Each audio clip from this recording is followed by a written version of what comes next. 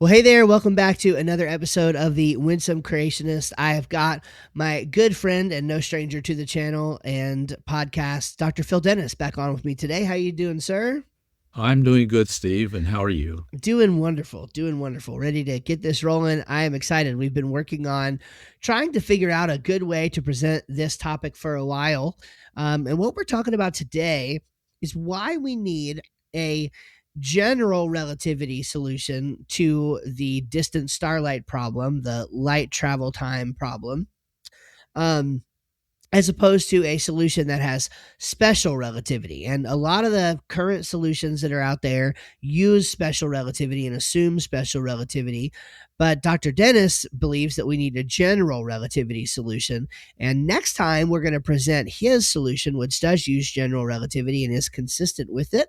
But this time, we wanted to talk about why that's necessary. So we've got some slides we want to show, and Phil, I'm just going to let you take it away, and we'll go from there.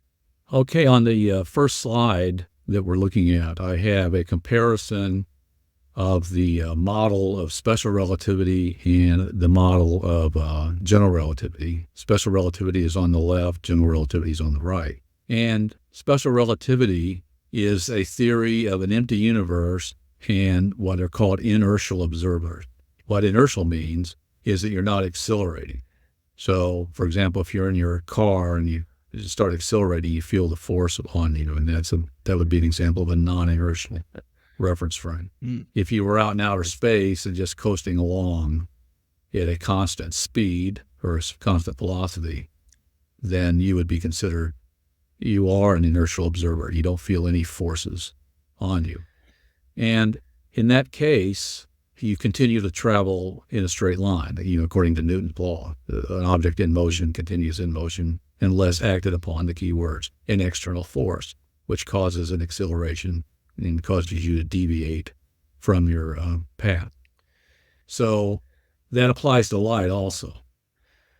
Okay, so in special relativity, light travels just like, according to Newton's law, in a straight line unless acted upon by an external force. So that's what we have on the left. And I've drawn it in the isotropic Minkowski representation, which emphasizes that three-dimensional space is Euclidean, and ideal clocks are measuring the time passage of time. And this equation implies that the speed of light is isotropic. Others contest that it is, or you can, by just a mere act of imagination because of experimental ignorance, you can change the speed of light. Well, I don't believe it. But yeah. On the right, I am showing what happens in general relativity, and we'll explore this a little bit more with some examples. General relativity deflects light. So the light cone, which in special relativity, everything's traveling the same speed in all directions, straight lines, you have to distort. If you want to view these like ice cream cones, right? They're bent, right? So a light ray coming in this direction is bent that way. A light ray going out that way is distorted like that. And the way it's drawn is as if there's a gravitational source over here. In other words, the light bends is attracted to the source. Right. Okay. And I was just going to say, I want you to continue, but I don't want to go too much further without making a really obvious point. The first sentence that you said was that special relativity assumes an empty universe. Go ahead. Right. And that's why everything travels in a straight line. Right. Yeah, exactly. But what we actually have in the real world, so this is sort of tipping our hand already. What we actually have in the real world is a universe full of gravitating bodies. So, right.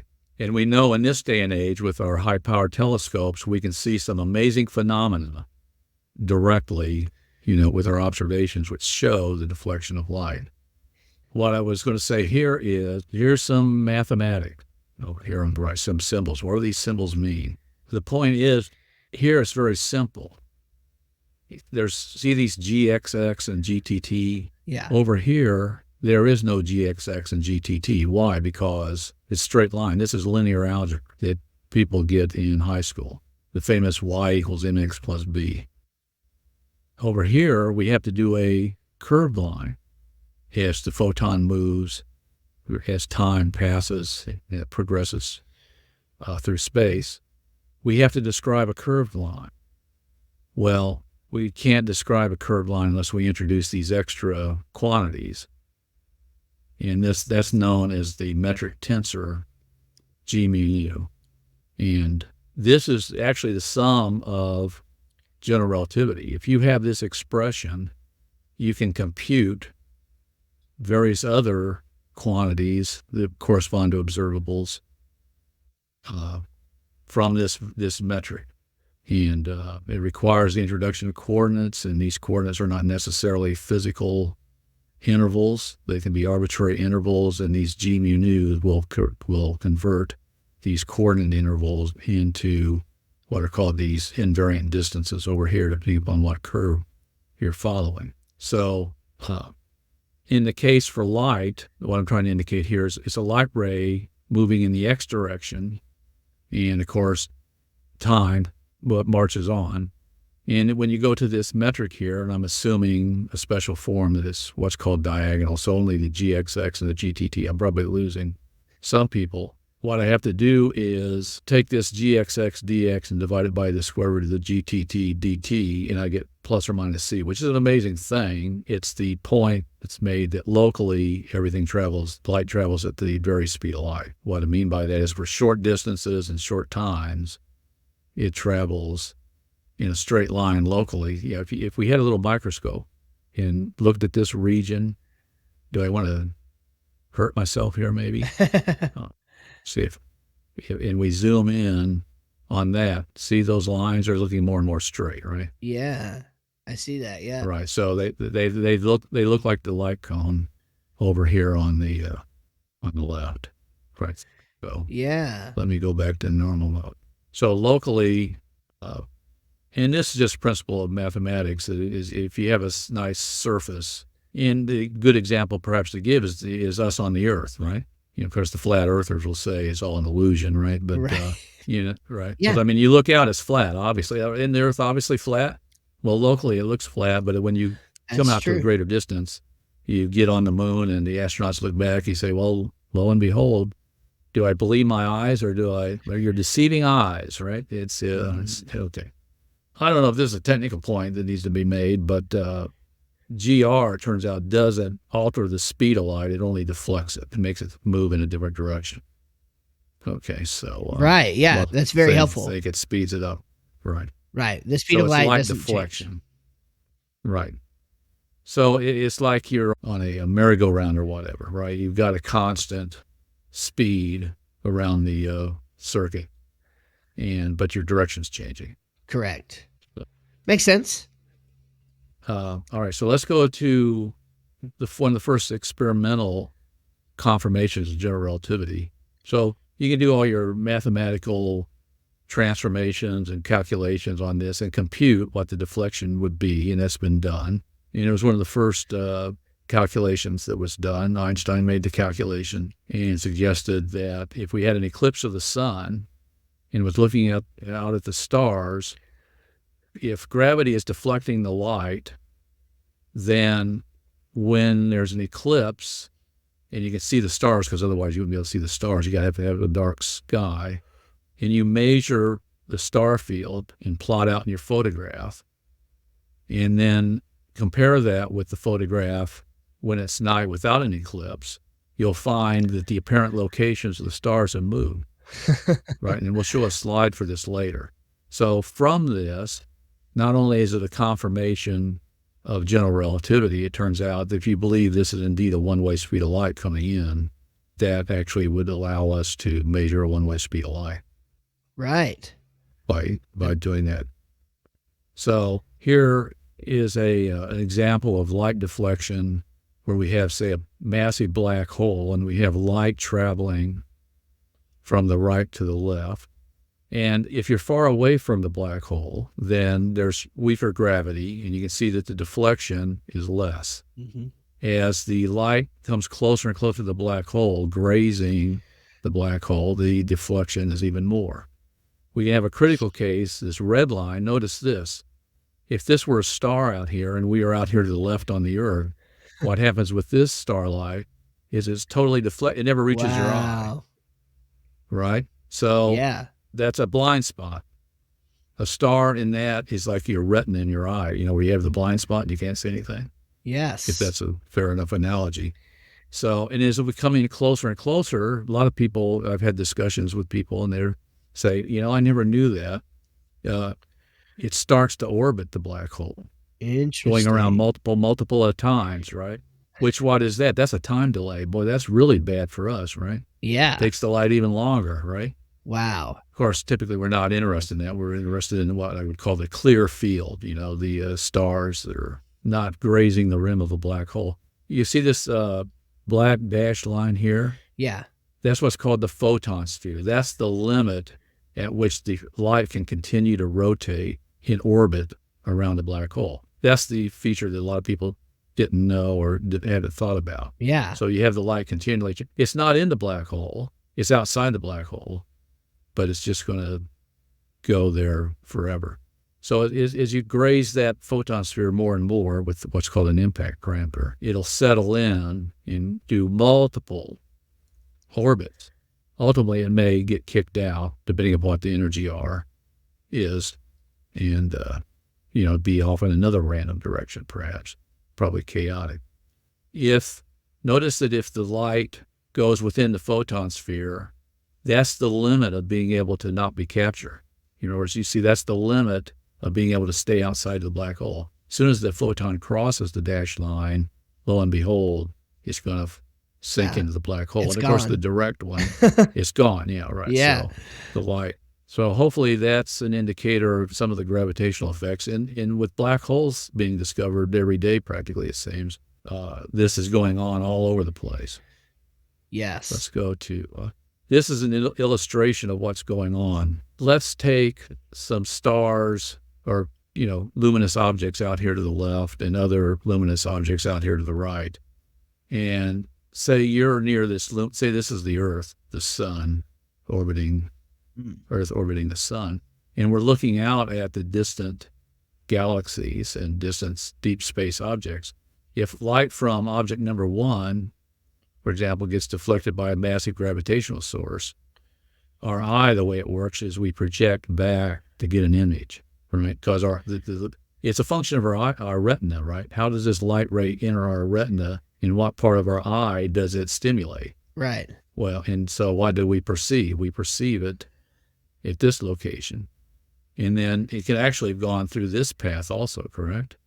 And then we see, our eye will perceive it as being in this direction. And the important point to note is, it says visual image of one. And of course, this is basically a one-dimensional graph. Well, it's two-dimensional, but I'm saying in terms of the outside pointing out of the graph. There's actually a ring, right? Because there can be a ray coming out of the plane of the picture, right, coming along this way, and then you see it out here, and then out here. Well, the point is, it's a whole ring. That's called an Einstein ring. So, okay. So this is the case for two. They're reciprocally, if you were one and looking at two, you'd have another ring out here, right? Correct. From the other direction. Einstein. So it'd be the Einstein ring of light source 2, smeared out in a ring. Okay. And this all depends on one-way speed of light. So the question might be, does 2 not see 1, or does 1 see 2? Right. So, but no. The theory is that 1 will see an image of 2 out here, and 2 sees an image of 1 out here. Yes. It's isotropic that way. So any questions or? No, I mean, I think this entirely makes sense. We have an actual image of what like we can see this in real life, right? We don't have to. Yeah. So this is the theory. I mean, we can compute this from the equations of general relativity, and here you go. Observational evidence. So we have theory and we have evidence, and I believe this Einstein ring. This is what's called gravitational lensing, by the way. Okay. Right. A lens, what it does is it changes the speed of light, right, which causes the fact that it can focus light. So it bends the light, right? So gravity acts like that. It's bending the light. So this is exactly like a lens. I believe you can make an analogy between a gravitational field and an index of refraction. We don't need to go down that path. Somebody might take that literally. But this is the result of gravity. Now, is the Analogs are thing that useful. you're seeing in the middle, It's the massive gravitational source. right? That's the massive and so everything that you're seeing in that light ring is behind. It's hidden by that gravitational source. Not hidden, but it's being showed in that ring because you're seeing stuff that's behind that massive gravitational source. It's in Right. between That's correct. you. Yeah. Yeah, you can see these little blue streaks stretched out. Yeah. Yeah, And I if you believe were, those and are those are separate. Yeah. galaxies, right? Right. It's the multiple images of the same galaxy, I believe. Yep, gotcha. Right. But now, Right. if you were presumably on the other side, it would be a different galaxy that you saw, but you'd actually see something very similar. Exactly. Or rotate all the way around, right? So you can be on the other side. You can be somebody way out here Yep. to the right, somebody way out here to the left, somebody way up here. Right. This is a spherical, massive. That's what gravity does. It turns everything into spheres. Mhm. Right. So I've just shown left-right observational views. I could rotate and put one down here, right, and two up here, and around basically a celestial sphere, right? So around this gravitating source, put a celestial sphere to locate sources and viewers, right? And you get the same ring, but of different objects, right? You'll have a moving ring. Very good. You know, if we could make a motion picture of it with a simulation, we could show that, you know, you could, for illustrative purposes, have somebody moving out here, looking at the star field as you move around and animate and show what's happening. Yeah, and to go back That to might be, so if we park there on that slide, again, because I don't want to lose the whole point of our talk here, this is the real world that we're looking at. And so as we look at this and we just think logically that we're looking at how the real world is, it begs for a solution that factors in. If we're talking about how we can see things, how we can see distant starlight and how we perceive even how big the universe is and how far those things are away from us, we have to factor in these effects that you're talking about, the gravitational bodies and the effects that they have on light. And special relativity just doesn't do that. So if your starlight right. solution, your favorite one, whatever it is, requires or needs or assumes special relativity, then it's not adequate. It's not realistic. It's not realistic. It's assuming a model that doesn't describe even in the zeroth approximation. Yep. A lot of creationists criticize the Big Bang for legitimate reasons, but also basically some of them not quite on target. The Big Bang is a solution of the Einstein field equations where you assume that there's mass everywhere and uniformly distributed. And that's how you get this idealized solution, in that which they extrapolate back into the past until supposedly they can detect a time when everything was at a single point, right, with infinite density. You don't have to do that, but so what's the point? Looking at this image, we can see that the universe is not uniform, right? It's lumpy. Yeah. And that needs to be factored in, as I pointed out in my 2018 ICC paper, where I first proposed my solution. But there is a sense of legitimacy to the uniform distribution of matter that models the large-scale structure or gravitational field of the entire universe.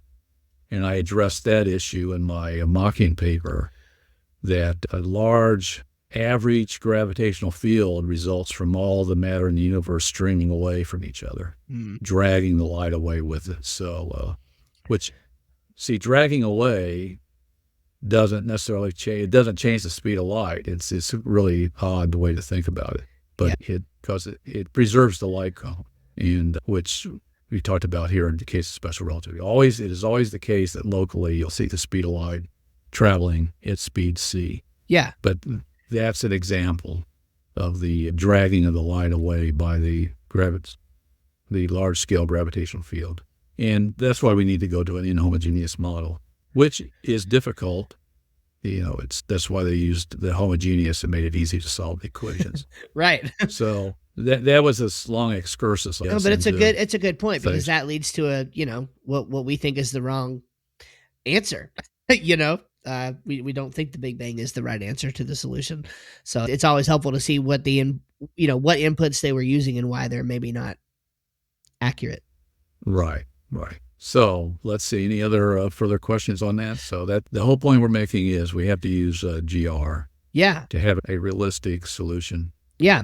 So And I think that's very helpful. It's probably clear, and it probably makes the point.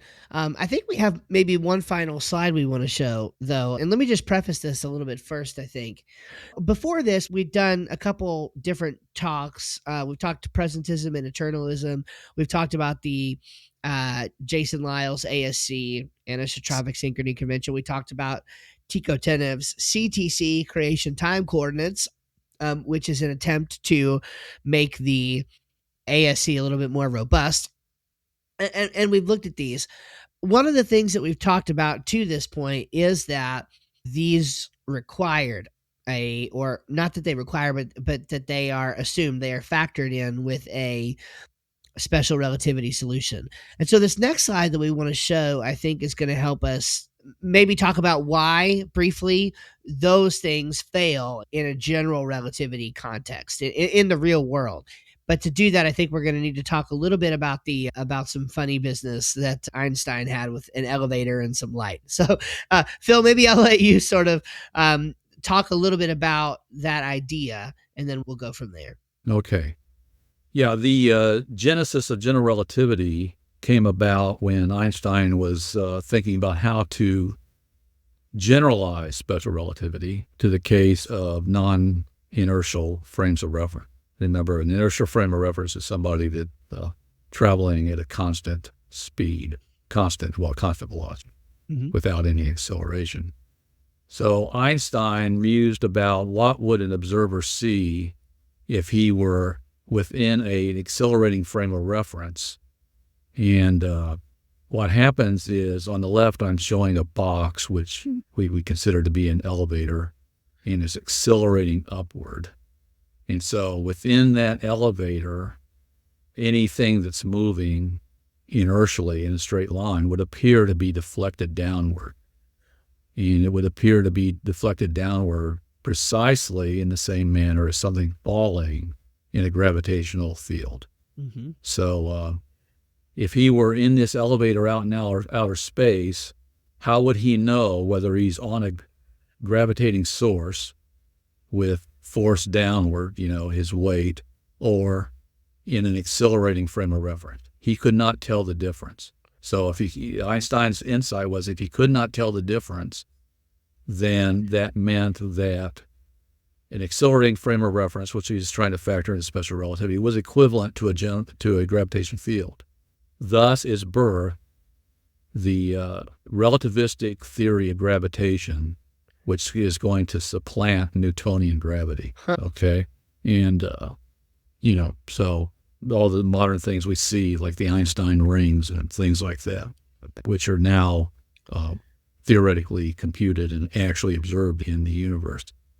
So with that in mind, what I have here on the left is the case of the accelerating elevator, which is by Einstein's what's called the weak equivalence principle, is equivalent to a gravitational field. Let's say we had a laser, one of those drive your cat crazy laser pointers, and we had it mounted on the left side of the wall, right? And we have another one. Yeah, I guess we have two cats, so we have to have two. Yep. So I put another laser on the right side of the wall, and I guess we got photographic strips, or we can actually see where the little red light of the laser hits the wall on the left and where it hits the wall on the right. So if I'm accelerating upward, just kinematically, if I can use that word, it'll appear that the laser beam's deflected, traveling left to right, and will be at a distance below the laser on the right. Let me try to illustrate that. So, whoops. Sorry about that. So the laser pointer here, if I'm accelerator, will be bent, and it'll appear at this distance below the laser pointer on the right. And similarly, the laser pointer on the right, its beam will be deflected. And these will make marks, or you can just have your assistant go over and pull out his ruler and measure here, and while you measure here, Mm-hmm. and Yeah. you'll get the same distance. So, And permit me, just for the sake of an illustration of what we've already talked about, and maybe I'm wrong, but I don't think so. Could you also imagine a scenario where, um, in the very center where the two lines cross, if essentially that was your mass gravitational body that we talked about a few slides ago, and then on either side of it, you're sort of seeing the effects of the light on either side, right? Point being that you have gravity, it's working in both ways. So, that's very similar. The only caveat I put on this is a one-dimensional sure. Yep. case, so Yep. it would correspond. So this is equivalent to in the small that the gravitational field, say, of the Earth is uniform, right? Because locally the Earth looks flat, and the gravity's in your physics classes you solve it for one-dimensional gravity just pointing down, or what they call in the z direction. If this is the z direction, then it's constant. So the gravitational source would be down here underneath the elevator, right? Say a big flat. Yeah. So in that sense, it's the similar. It's just that the source is way down here, and this would be like one's grazing that source at a large distance. Yeah. So this I'm getting wrapped around the axle, unfortunately, and then So yes, you're correct. Which brings, I thought you were going to say the following: what if I had a detector right at the midpoint? A blocking screen or whatever, right? So they would be coincident, right? Yes. Yep. Right. The final distance is different, but you can make a local observation. Yeah, right? that local observation would hit at the same point, but then it would Right. continue on You'd that have downward trajectory. Exactly. Right. Yep. Makes If you sense. put the screen out here, that was blocking it, then there'd be a separation between the two red lights, right? Yep. Of the laser, right? Yeah. So the next question might be, well, what if this wasn't the case, that the physical speed of light was the same in both directions? What you're going to get then is what you see on the right. So you're accelerating upward, and now I have my little cap laser still mounted on the right and on the left. So if the speed from right to left were infinite, then you'd see this laser light hitting this one bullseye. Yeah. Right? Smack in the eye. And this laser light, red dot or whatever, would be way down here at the floor. Right. And then let's go back to, what if you had an occluding screen here, or a photographic plate? You'd see at the midpoint there'd be a separation between the two beams. Yeah.